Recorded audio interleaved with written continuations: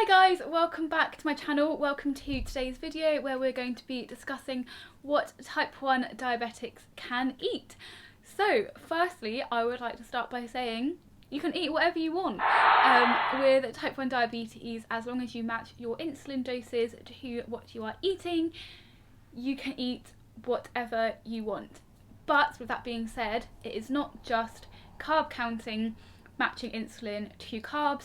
There's a lot more that goes into it. In order to eat the things you want, there are other things you're going to have to do. Having said, it's not just about carb counting. If carb counting is something that you are struggling with and something that you want more help with, I will link to this video, my video I did a few weeks ago with all of my tips for carb counting and how to get started, and resources that I am aware of that really help with carb counting. Also want to say that there are a lot of type 1 diabetics or doctors who do prefer or advocate for a low carb diet. However, there are also plenty of medical professionals that say a low carb diet is not necessary, and personally I prefer not to do a low carb diet because I don't want to feel restricted in my lifestyle.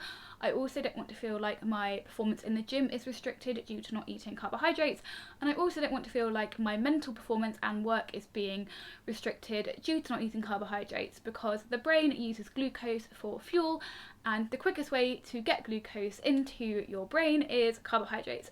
So I just don't want to feel restricted in any aspects of my life and choices that I can make day to day with what I'm eating. But if low carb works for you, then that is great, and just stick to what you know and what works. But yeah, just to preface this video, I'm not going to be advocating for a low carb diet because not eating low carb has worked for me so far. The first thing you need to do when kind of starting your diet or eating routine with diabetes is work out your insulin ratios, insulin to carb ratios for different times of day. This will be done with your clinicians, but just remember it is not set in stone forever. They will fluctuate. Often different times of the day you will change, so a lot of people will need more insulin in the morning because of the dawn phenomenon, where basically waking up hormones massively affect your blood sugars. The basics building blocks that you need to eat with type 1 diabetes is your insulin to carb ratios. You do also need to consider, when you are deciding your insulin dose for your meal, any activity that has previously been done or is about to be done, as in exercise. So if you've done heavy exercise before your meal, you're likely to be more insulin sensitive and won't need as much insulin. Equally, if you're going to be doing exercise after your meal, you will need to adjust your insulin to your exercise and the type of exercise you are doing. In my 5 type 1 diabetes tips video, the last one I did, I believe, I go into detail about how different types of exercise can affect your blood sugars, so go and check that out if you want to know more about managing blood sugars and eating around exercise. Another thing that is really important to remember is that fibre is a massive, kind of often forgotten but a very key point with carb counting. Again, I mentioned this in another one of my 5 diabetes tips videos, but the fibre that you eat isn't actually converted into glucose, and so won't affect your blood sugar. In nutritional labels, fibre is often included, or is I think as a rule included in the carbohydrate total. So when you're counting your carbs, you need to minus the amount of fibre from the total amount of carbs on the label, and then use that number to calculate your insulin dose, not the total carbs. It's the carbs minus fibre. Another nutrient to look out for on food labels is protein, and in any meal you have is protein. So one thing with low carb is that you'll probably be eating higher protein as well. But if you are eating a meal with no carbohydrates in it, but it has protein, your body can actually turn the protein into sugar, which will affect your blood sugar levels, because ultimately we need glucose as fuel for our bodies, and if it's not getting it from the carbs, it's got to get it from somewhere else, so it gets it from the protein. A good protocol for this is to take the amount of protein in your meal, divide it by half, and then inject for that value as if it was carbs. So for example, if you normally have 1 unit of insulin for 10 grams of carbs, and you've got a portion of protein that's 30 grams of protein, half that to get 15, and then you'd be having 1.5 units of insulin for that meal. So just be wary, just because if you're not eating carbs doesn't mean you won't still need to inject for meals and bolus for protein, because you probably will. You also need to think about fat when deciding on your insulin dose for a specific meal. Like I said, it's not just carb counting, protein and fats also play a role. So fats will actually slow down your digestion, which means you can often have a blood sugar spike long after a meal if you've had a high fat meal.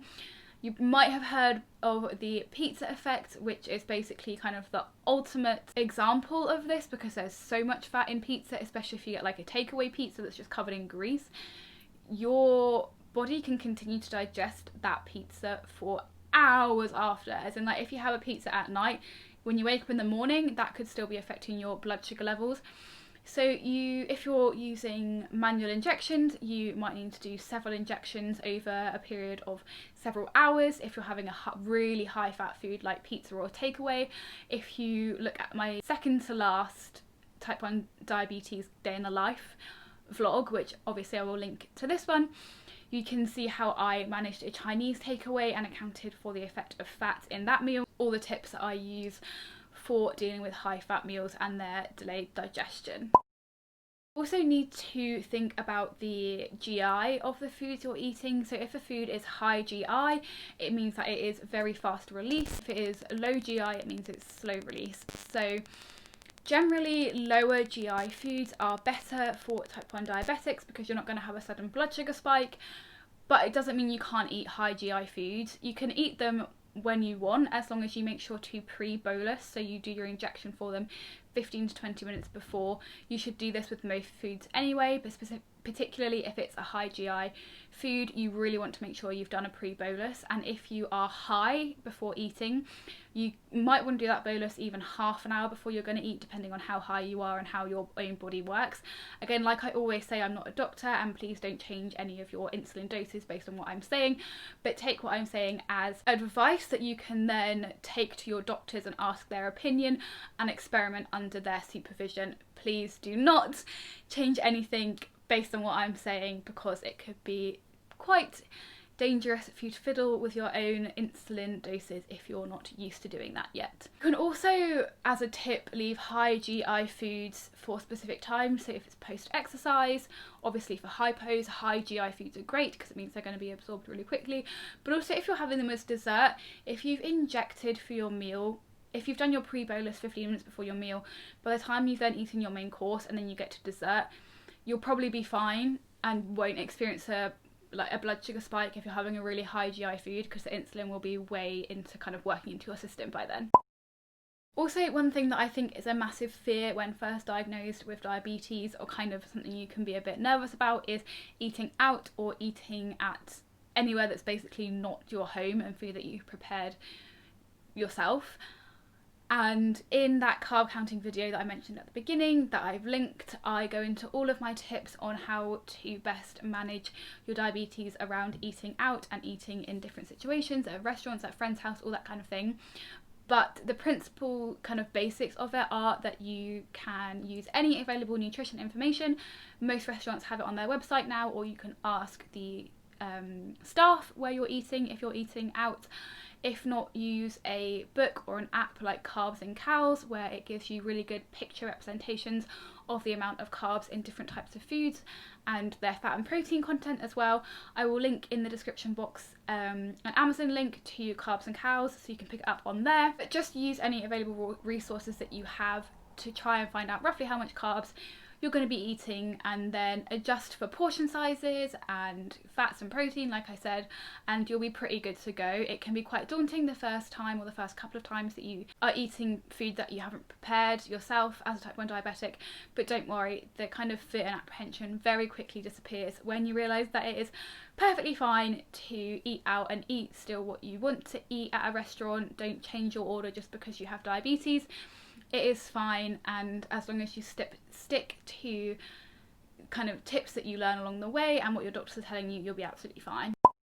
Having said that, sometimes you will need to, or you probably should be making some kind of like sensible decisions if you're having, for example, if you're having a period of time when you're really struggling with your blood sugars, if you're having a moment where they're fluctuating a lot, it's probably not the best idea to then go and eat a pizza that night, because as a diabetic, pizza, let me tell you, it is kind of soul destroying, but pizza is the food that is most difficult to manage with type 1 diabetes. And I'm not saying you can never eat pizza again, but if you're like I just said, if you're having a period of time when you're struggling with your diabetes, maybe just don't have pizza for a while until you're back on track and that kind of thing. So there will be sensible decisions that need to be made, but in general, in day-to-day life, you can eat just how you ate before you had diabetes, or how anyone else eats, as long as you just pay attention to what you're eating and dose for it accordingly.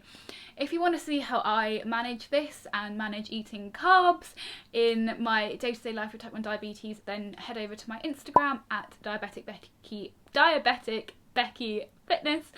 Link will be in the description box as always. But for now, I hope you enjoyed this video. If you did, please give it a little like, because it really helps me to know which kind of videos you are enjoying and which videos you find informative, and then I can carry on making videos that are useful for you. For now, I look forward to seeing you in the next one, and hope you all have a fantastic day. Bye!